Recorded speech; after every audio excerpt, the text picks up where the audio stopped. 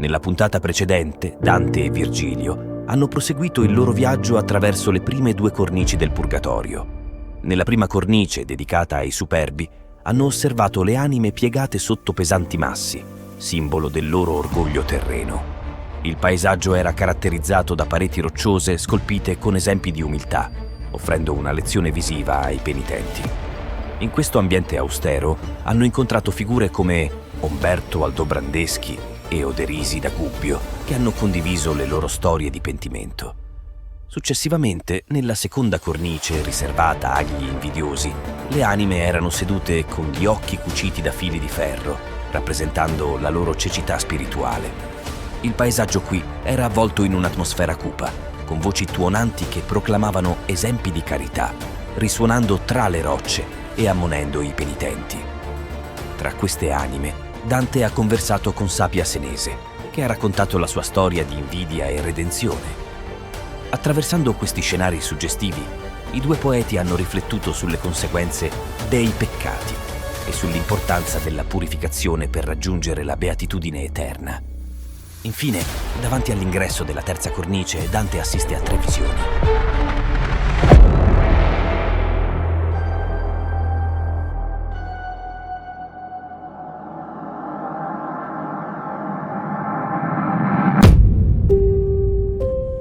Gesù?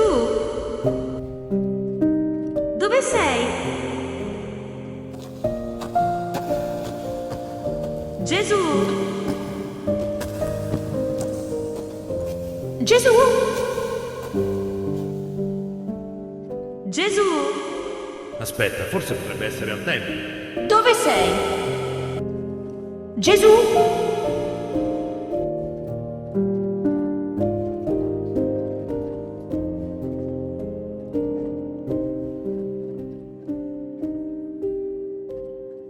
Sono 3 giorni che ti cerchiamo. Perché ci hai fatto questo?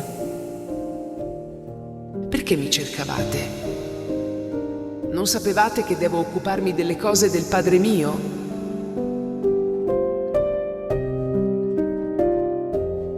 Va bene.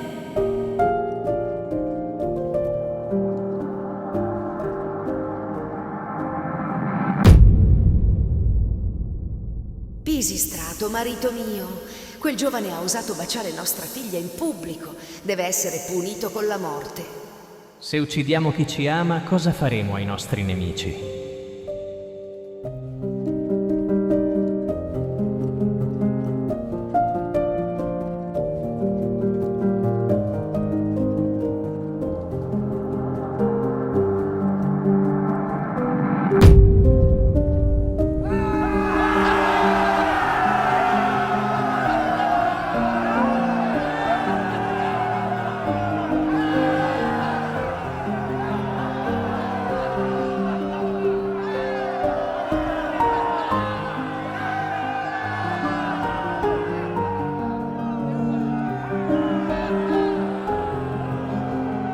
Signore, non imputare loro questo peccato.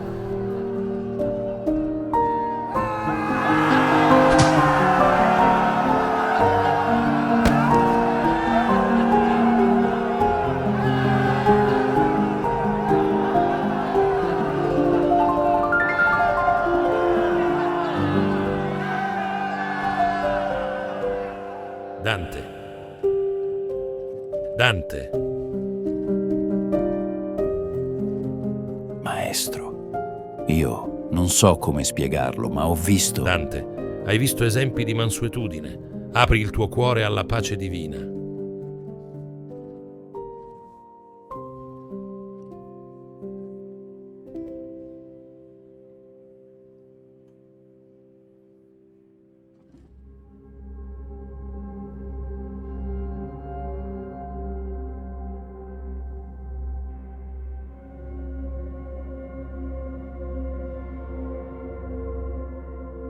Dante e Virgilio si trovano nella terza cornice del Purgatorio, dove sono puniti gli iracondi. Qui un denso fumo nero avvolge tutto, soffocando e accecando, simbolo dell'ira che in vita oscurava la ragione di queste anime. Avanzando a fatica, i due poeti odono voci che, all'unisono, recitano l'Agnus Dei, invocando la pace e la misericordia divine. Dante e Virgilio si fermano, cercando di individuare la fonte delle voci.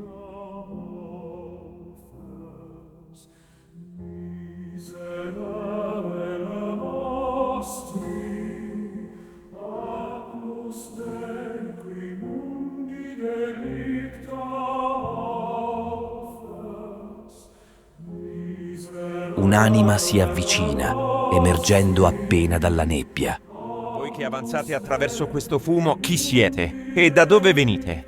Ancora in vita, percorro questo cammino per volontà divina. E tu, chi sei? Fui conosciuto come Marco Lombardo. In vita amai la virtù che oggi sembra dimenticata. Marco, dimmi, la mancanza di virtù nel mondo è causata dagli influssi celesti o dalle azioni umane? Ahimè, l'uomo è solito attribuire al cielo le cause di ogni male, ma se così fosse, dove sarebbe il nostro libero arbitrio? L'anima creata da Dio tende naturalmente al bene, ma può essere sviata. È necessaria un'autorità che distingua la giustizia. Marco prosegue denunciando la corruzione causata dall'unione tra potere spirituale e temporale, rimpiangendo i tempi in cui erano separati. Guarda la Lombardia, un tempo terra di Porta valore come e esempio la patrimonio. Lombardia, un tempo nobile, ora decaduta, ma dove restano ancora 3 uomini virtuosi: Corrado da Palazzo, Guido da Castello e il buon Gherardo. E il buon Gherardo. Il buon Gherardo. Quando Dante dice di non conoscere quest'ultimo, Marco si stupisce, aggiungendo che anche loro desiderano lasciare un mondo ormai corrotto. Sai dirmi se questa è la giusta via per accedere al cerchio successivo? Sì, ma non posso accompagnarvi oltre. Ricordatevi di me nelle vostre preghiere. Mentre Marco scompare nel fumo, Dante e Virgilio proseguono il loro cammino, riflettendo sulle parole appena udite e sulla corruzione che affligge il mondo.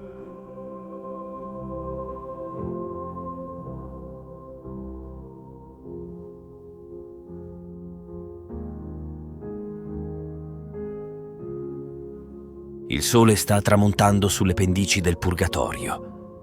Dante e Virgilio avanzano lentamente, il fumo si dirada rivelando un cielo infuocato dal tramonto. Dante si ferma, il volto perplesso, assiste ad altre 3 visioni.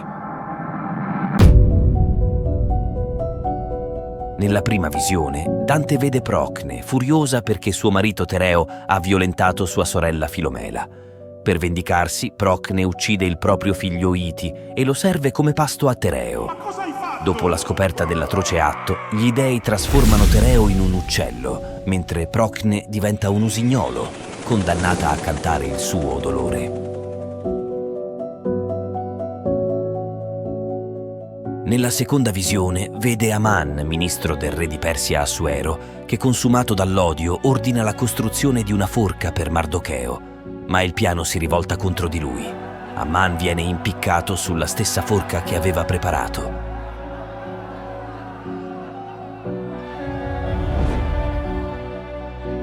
Mia figlia Lavinia in sposa ad Enea e non a Turno è una cosa che non posso sopportare.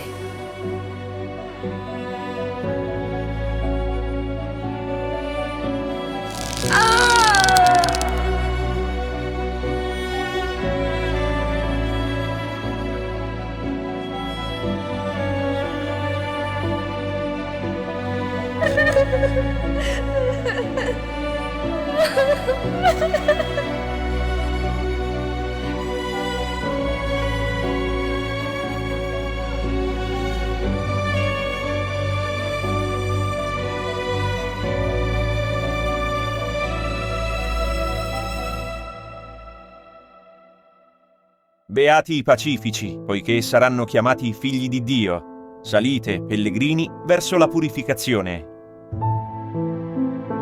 Dante sente un soffio sul viso. L'angelo, con un movimento delle ali, cancella la terza P dalla sua fronte.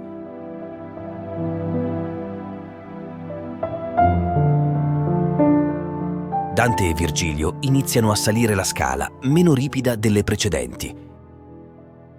Il cielo si oscura, le stelle iniziano a brillare.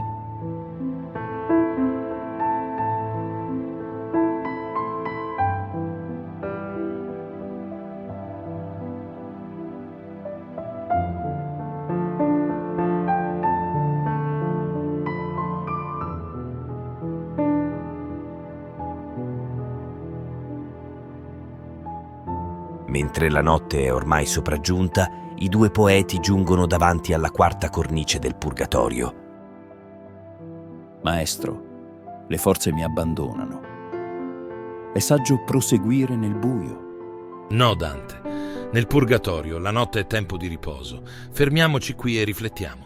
Maestro. Seduti sul bordo della quarta cornice, Dante guarda Virgilio con curiosità e gli chiede di parlargli dell'amore che muove le anime e di come questo può condurre al peccato. L'amore è la forza che muove l'universo. Esso può essere naturale, istintivo o d'animo, frutto della volontà. Quando l'amore si volge al male o è troppo debole verso il bene, conduce al peccato. E quali sono questi peccati? La superbia, l'invidia e l'ira nascono da un amore distorto. L'accidia deriva da un amore fiacco verso Dio. L'avarizia, la gola e la lussuria sono frutto di un amore eccessivo per i beni terreni. Con queste parole Virgilio illumina Dante sulla natura dell'amore e dei peccati, preparando il poeta al proseguimento del suo viaggio di purificazione.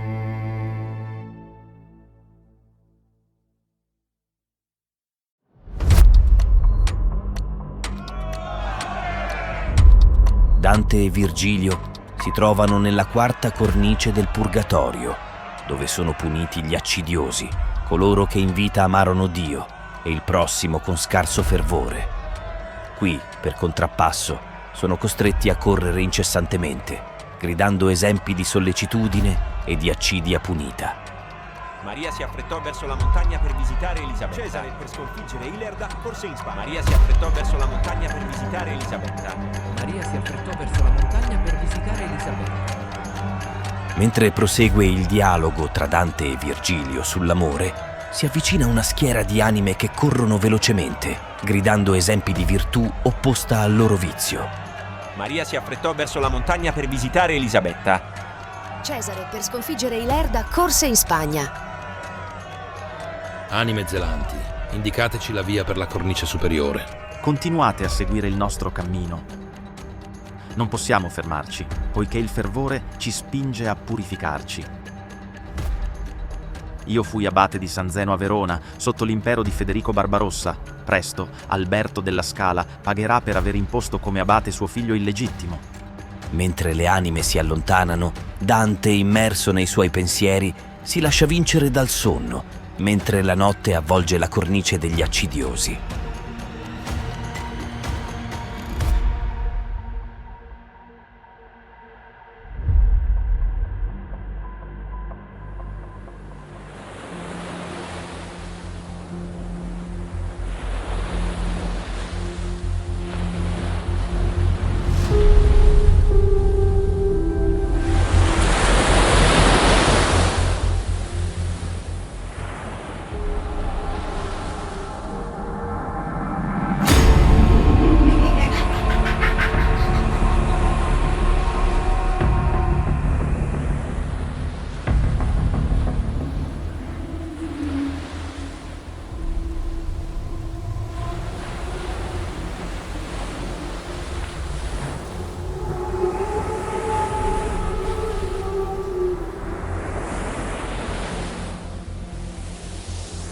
Io sono la dolce sirena che distolse Ulisse dal suo cammino.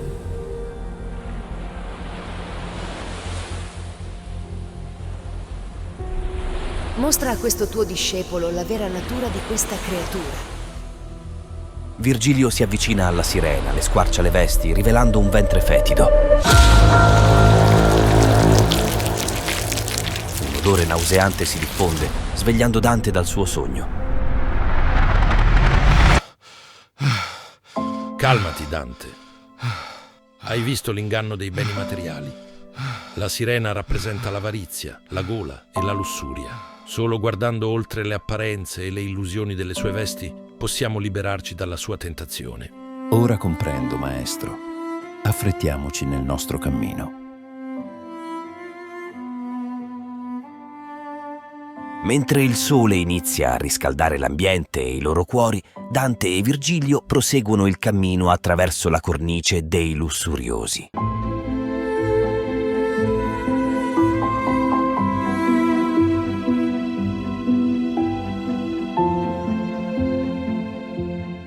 Si avvicinano ad una scala luminosa. Un angelo radioso li attende, emanando una luce che illumina il percorso.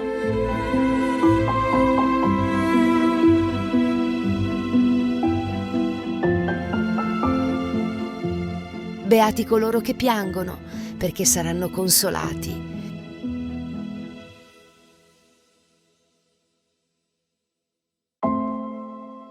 L'angelo indica il passaggio verso la quinta cornice. Con un battito d'ali cancella la quarta P dalla fronte di Dante. Quest'angelo ci guida verso la prossima tappa. Procediamo con determinazione.